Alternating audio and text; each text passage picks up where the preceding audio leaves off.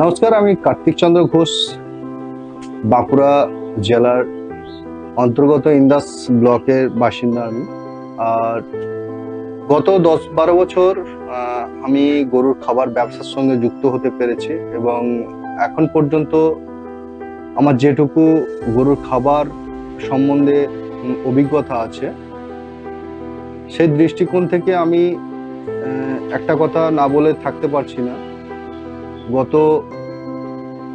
2023-এ 1 জানুয়ারি পর থেকে আমার গরুর খাবার ব্যবসার জগতের একটা নতুন অধ্যায় পেতে পেরেছি। এই কারণেই পেতে পেরেছি যে গোকেরিন একটা সংস্থার সঙ্গে আমার কথোপকথন হয়। যেহেতু আমি ওই প্রান্তিক চাষিদেরকে সরবরাহ করতে পারছি এবং সেই প্রান্তিক চাষি ভাইদের যে